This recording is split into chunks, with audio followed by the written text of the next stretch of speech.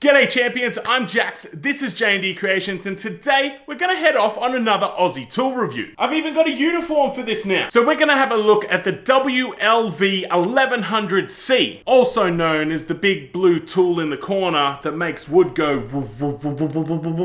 really, really fast. That thing over there, that's what we're going to be talking about today. Before we kick off though, I do want to touch on a couple of things. Number one, all these Aussie tool review videos up until this point have been done on tools that I have purchased with my own money, and the video itself is not sponsored by any company. That includes this one. This review is all my own opinions. You can be sure that I will let you know if any of these tool review videos are sponsored. Number two, for some crazy reason, I do not get it, Carbetec no longer sell this lathe in Australia. I had a quick look at the New Zealand site and it does appear that they are available over there still, but it is no longer part of the range in Carbetec here in Australia. I am still making this video, however, because there are people out there who could potentially be looking at this lathe as a second-hand purchase. So I figured it was still kind of useful. And third, if you want to help support this channel and you love these Aussie tool reviews, consider grabbing yourself your very own Aussie tool review uniform. This shirt, along with a bunch of others, are available on my website. So let's go and get up close and personal with my lathe.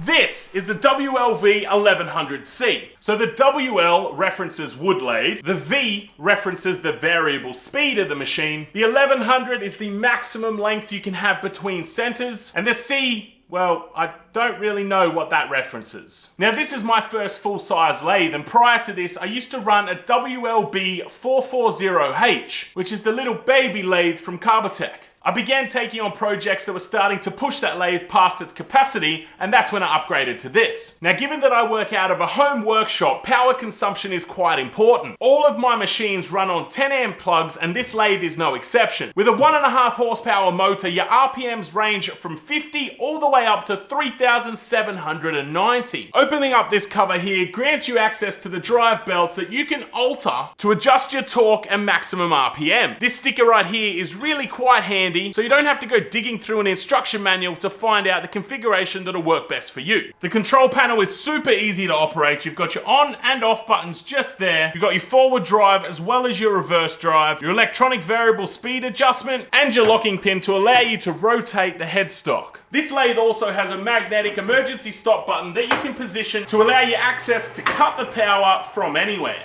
Now there are a couple of factors that I don't particularly like about this lathe, and one of the most annoying is that when it's plugged into power, you can't turn it off. So if I hit my emergency stop button, and I've got the stop button over here pressed, as you can see there is still power onto the machine, and you can hear the electronics still running.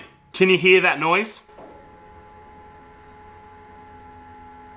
Now I assume that this wouldn't be a big deal for anyone who wasn't producing video content, but for me, I've always got to make sure that my lathe is completely unplugged so that I don't have that annoying buzzing noise going on in the background. And my last major concern with this lathe that I really do think you should know before you purchase it is that this stand is not cast iron like the base of the lathe. It's a thin hollow metal, and it has next to no weight behind it. So because I'm in a rented workspace and it is not bolted to the ground, I often have this issue.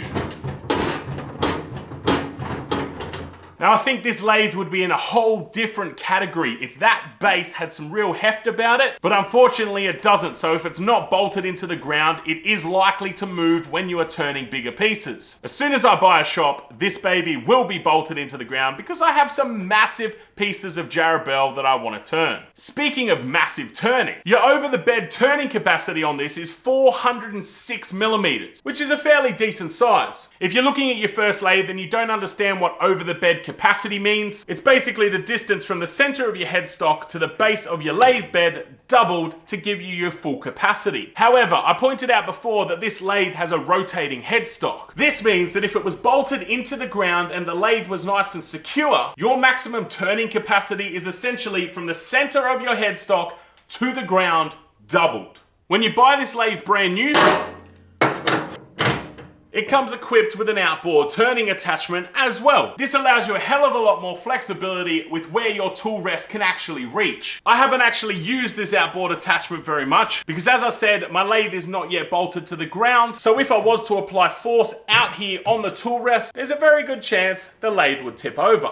But once I can bolt this bad boy down, we're going to be turning some big stuff. Now when it does come to rotating the headstock, this locking pin will lock in at 90° and 45° positions to the bed of the lathe. But it doesn't need to be locked in for you to be able to secure the headstock down so that it won't rotate. That locking mechanism is handy to use as a reference point though, to ensure that your headstock is back square to the bed. While we are still looking at the headstock, I'll let you know that this lathe runs on a Morse 2 taper. The spindle thread is 30 by 3.5 millimeters, and the indexing system has 36 individual locking positions. We've got a 9.5 millimeter hole through the headstock, and this knockout bar comes with the lathe to allow easy removal of anything that you've got in the headstock. And this locking pin also comes with the lathe that works with the indexing head. We've got 3 reference holes along here. One is not threaded and the outer 2 are. As you can see on the pin, one side has no thread and the other side is threaded. You can use this center point without thread to lock the headstock, or you can thread this in for a much more secure hold. Moving up to this lathe from the MIDI lathe, the ability to lock the headstock when you're removing different bits and pieces is really handy,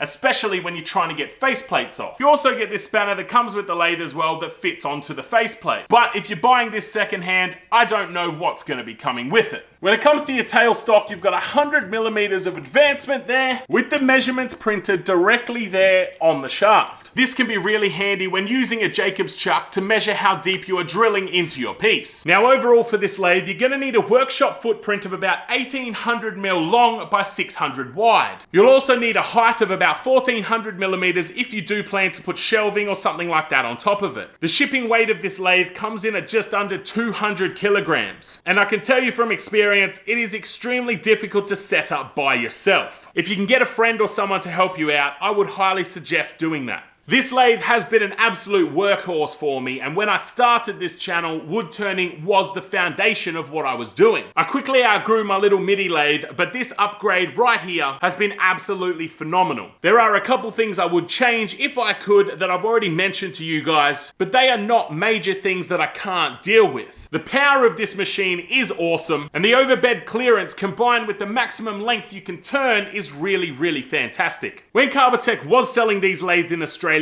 from memory, I believe they were sitting around the $2,500 price point. So if you can get a good deal on a second-hand one, I would highly suggest picking it up, especially if it comes with all the attachments and bits and pieces that they came with new. I'm not sure why Carbetec removed this from their range, and personally, I think it was a really silly decision. This was the top-of-the-line lathe in the Carbetec range. They have since started stocking Laguna, so I assume that that has something to do with the decision. But this has the J&D tick of approval, most definitely.